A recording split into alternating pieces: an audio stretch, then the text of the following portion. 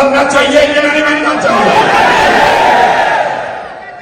इस पर दो सुझाव लोगों ने कहा, क्योंकि हमने कहा है कि जब पूरा बिहार पैदल चल लेंगे तब दल बनाएंगे। अभी हम पूरा बिहार पैदल नहीं चल रहे, अभी तो मधेपुरा में ही है। 60% बिहार हम लोग पैदल चल चुके हैं, 40% और बाकी है। तो दो सुझाव है। पहला सुझाव है कि 2 अक्टूबर को दल बना लिया जाए। दूसरा सुझाव है कि पदयात्रा को खत्म करने के बाद मार्च में अगले साल दल बनाया जाए। तो जो लोग चाहते हैं कि अक्टूबर में दल बने, वो लोग हाथ उठाइए और जोर से बोलिए।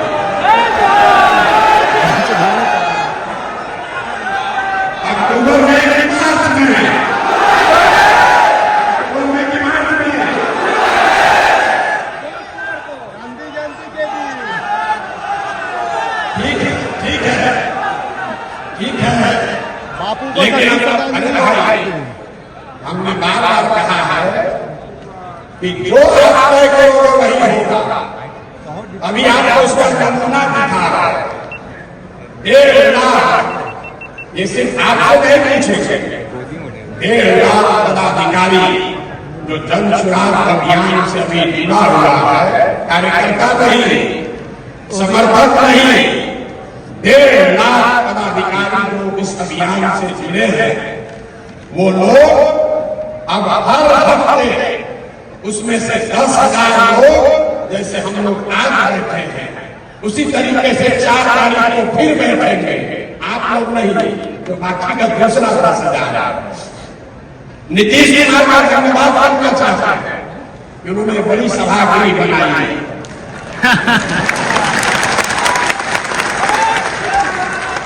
हम आए थे उनका प्रचार करने 2015 में, तो एक सभा किए थे जिसमें अपने सभी पार्टी के पदाधिकारियों को बुलाए थे हमसे परिचय कराने के लिए।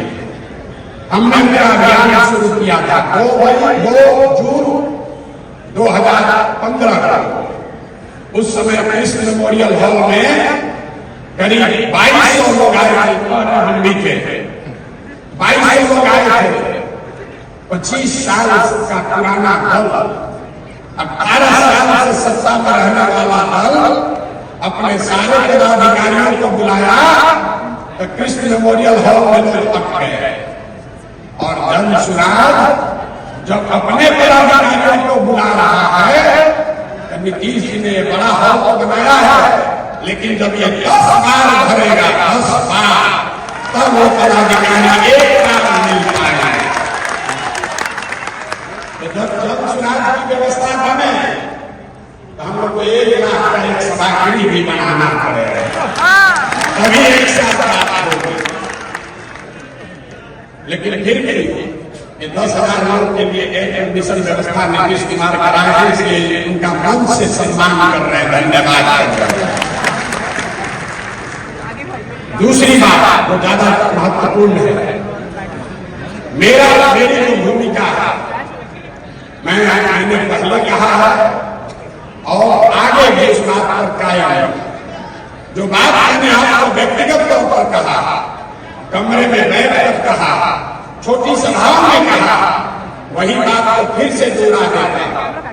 सबके सामने कैमरे पर रिकॉर्ड कर लीजिए। इस दल का नेता प्रशांत किशोर नहीं है। इस दल का नेता वो आदमी है, वो बच्चा है, वो महिला है जो बिहार का सबसे काबिल आदमी है और जिसको सब लोग मिलकर चुनेगा वही दल का नेता बनेगा। अब जितना लोग पीछे सोच रहे हैं कि भैया आप ही कहीं को चुनेंगे, तो हम चुनाव में नहीं, हम चुनाव में नहीं हैं। इस बात को आप सीखिए, इस बात को सीखिए। आज आप हम पर भरोसा कर रहे हैं, कल होकर हम लग जाएंगे, आप हाथ मनते रह जाओगे। इसलिए व्यक्ति महत्वपूर्ण नहीं है, व्यवस्था महत्वपूर्ण है।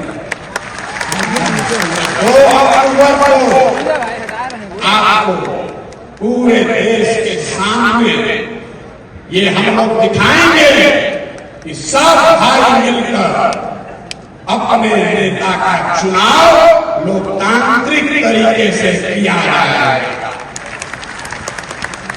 ताली जोर से बजाना, जोर से ताली बजाना।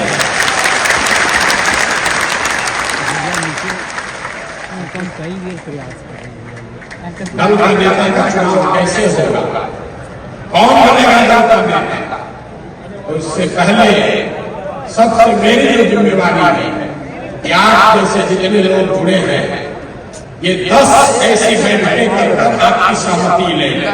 2 तारीख को जब दल बन जाएगा, दल में 25 सदस्य 25 लोग आपके बीच से चुनकर आएंगे जो दल का लीडरशिप काउंसिल हुआ, और उस 25 में से ही एक आदमी को अध्यक्ष चुना जाएगा।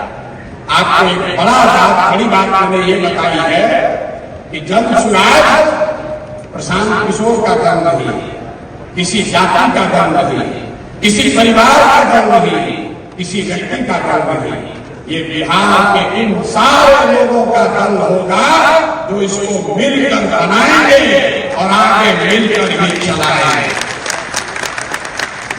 दूसरी बात हमने कही कि जिस समाज की जितनी संख्या है उसको उतनी भागीदारी हर स्तर पर दिया जाएगा।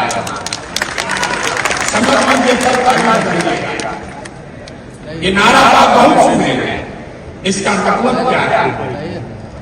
दल को बनाने वालों में, दल के पदाधिकारियों में, दल के लीडरशिप में, दल से टिकट पाने वालों में और दल से पदों तक मनोनीत किए जाने वाले लोग जब सरकार बन जाए, सब में जिसकी जितनी संख्या है उसको उसके हिसाब से भागीदारी मिले।